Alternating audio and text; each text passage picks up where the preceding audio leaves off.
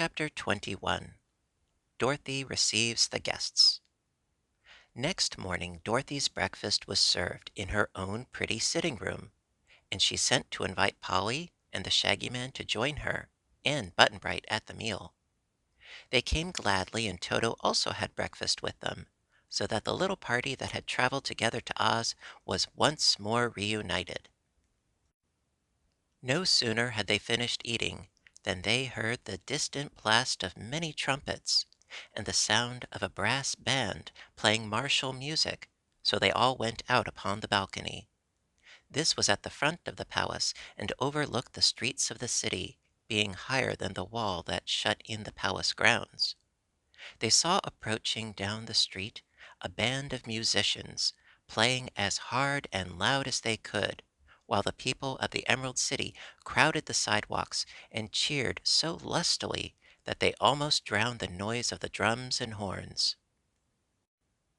Dorothy looked to see what they were cheering at, and discovered that behind the band was the famous Scarecrow, riding proudly upon the back of a wooden sawhorse, which pranced along the street almost as gracefully as if it had been made of flesh. Its hoofs, or rather the ends of its wooden legs, were shod with plates of solid gold, and the saddle strapped to the wooden body was richly embroidered and glistened with jewels. As he reached the palace, the Scarecrow looked up and saw Dorothy, and at once waved his peaked hat at her in greeting. He rode up to the front door and dismounted, and the band stopped playing and went away, and the crowds of people returned to their dwellings. By the time Dorothy and her friends had re-entered her room, the Scarecrow was there, and he gave the girl a hearty embrace and shook the hands of the others with his own squashy hands, which were white gloves filled with straw. The Shaggy Man, Button Bright, and Polychrome stared hard at this celebrated person, who was acknowledged to be the most popular and most beloved man in all the land of Oz. "Why, your face has been newly painted!" exclaimed Dorothy, when the first greetings were over. "I had it touched up a bit by the Munchkin farmer who first made me," answered the Scarecrow pleasantly. "My complexion had become a bit gray and faded, you know, and the paint had peeled off on one end of my mouth, so I couldn't talk quite straight. Now I feel like myself again, and I may say without immodesty that my body is stuffed with the loveliest oat straw in all Oz." He pushed against his chest. "Hear me crunkle?" he asked. "Yes," said Dorothy. "You sound fine." Button Bright was wonderfully attracted by the straw man, and so was Polly. The Shaggy Man treated him with great respect, because he was so queerly made. Jellia Jam now came to say that Ozma wanted Princess Dorothy to receive the invited guests in the throne room as they arrived. The ruler was herself busy ordering the preparations for the morrow's festivities, so she wished her friend to act in her place. Dorothy willingly agreed, being the only other princess in the Emerald City, so she went to the great throne room and sat in Ozma's seat, placing Polly on one side of her and Button Bright on the other. The Scarecrow stood at the left of the throne and the Tin Woodman at the right, while the Wonderful Wizard and the Shaggy Man stood behind. The Cowardly Lion and the Hungry Tiger came in, with bright new bows of ribbon on their collars and tails. After greeting Dorothy affectionately, the huge beasts lay down at the foot of the throne. While they waited, the Scarecrow, who was near the little boy, asked, "Why are you called Button Bright?" "Don't know," was the answer. "Oh, yes, you do, dear," said Dorothy. "Tell the Scarecrow how you got your name." "Papa always said I was bright as a button, so Mamma always called me Button Bright," announced the boy. "Where is your Mamma?" asked the Scarecrow. "Don't know," said Button Bright. "Where's your home?" asked the Scarecrow. "Don't know," said Button Bright. "Don't you want to find your Mamma again?" asked the Scarecrow. "Don't know," said Button Bright calmly. The Scarecrow looked thoughtful. "Your papa may have been right," he observed. But there are many kinds of buttons, you see. There are silver and gold buttons, which are highly polished and glitter brightly. There are pearl and rubber buttons, and other kinds with surfaces more or less bright. But there is still another sort of button, which is covered with dull cloth, and that must be the sort your papa meant when he said you were as bright as a button. Don't you think so? Don't know, said Button Bright. Jack Pumpkinhead arrived, wearing a pair of new white kid gloves, and he brought a birthday present for Ozma consisting of a necklace of pumpkin seeds. In each seed was a set of sparkling carolite, which is considered the rarest and most beautiful gem that exists. The necklace was in a plush case, and Jellia Jam put it on a table with the Princess Ozma's other presents. Next came a tall, beautiful woman, clothed in a splendid trailing gown, trimmed with exquisite lace as fine as cobweb. This was the important sorceress known as Glinda the Good, who had been of a great assistance to both Ozma and Dorothy. There was no humbug about her magic, you may be sure, and Glinda was as kind as she was powerful. She greeted Dorothy most lovingly, and kissed Button Bright and Polly, and smiled upon the Shaggy Man. After which, Jellia Jam led the sorceress to one of the most magnificent rooms of the royal palace, and appointed 50 servants to wait upon her. The next arrival was Mr. H.M. Wogglebug, T.E., the H.M. meaning highly magnified, and the T.E. meaning thoroughly educated. The Wogglebug was head professor at the Royal College of Oz, and he had composed a fine ode in honor of Ozma's birthday. This he wanted to read to them, but the Scarecrow wouldn't let him.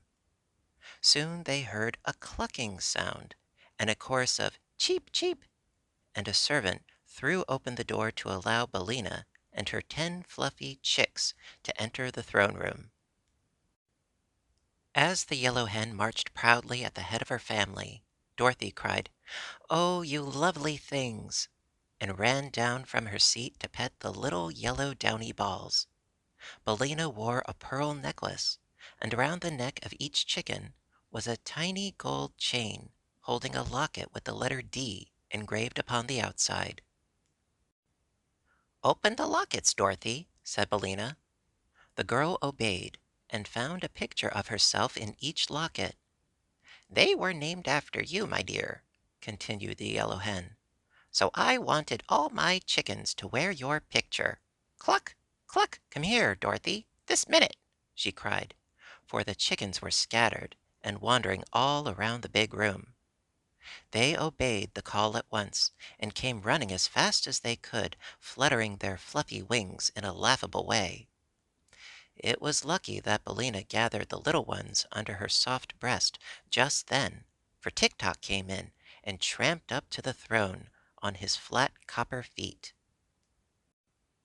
"I am all wound up and working finely," said the Clockwork Man to Dorothy.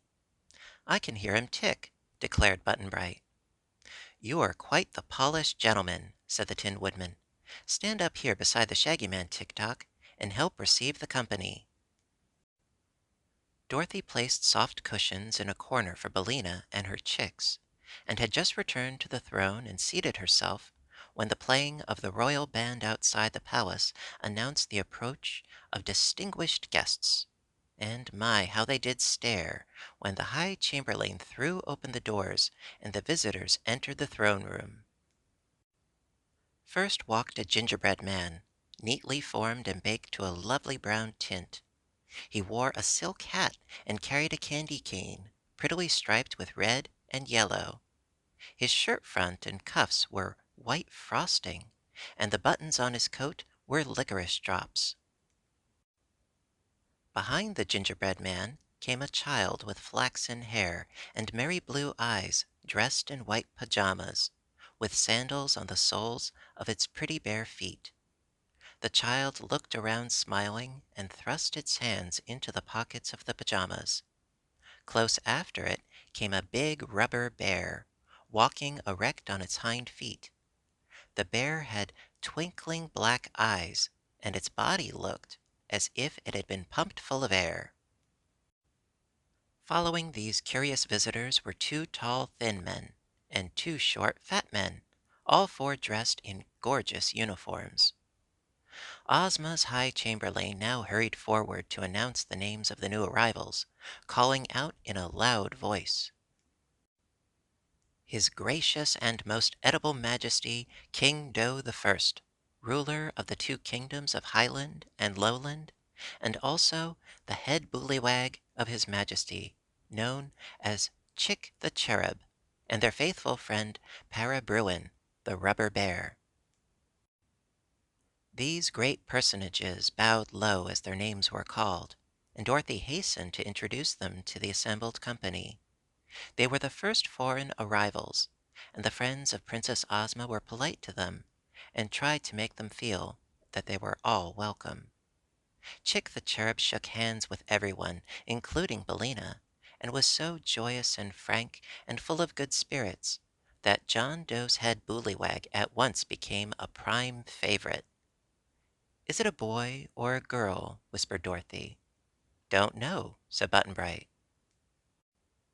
"Goodness me, what a queer lot of people you are!"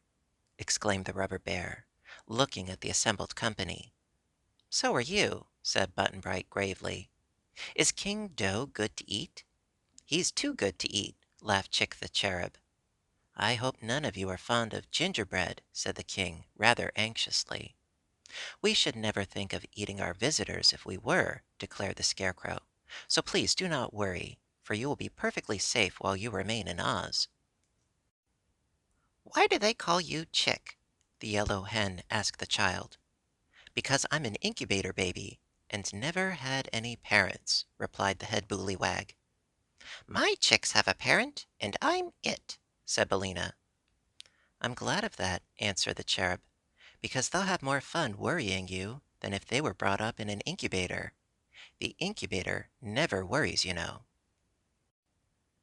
King John Doe had brought for Ozma's birthday present a lovely gingerbread crown with rows of small pearls all around it, and a fine big pearl in each of its 5 points.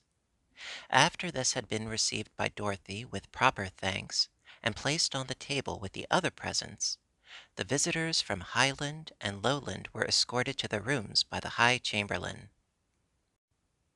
They had no sooner departed than the band before the palace began to play again, announcing more arrivals, and as these were doubtless from foreign parts, the High Chamberlain hurried back to receive them in his most official manner.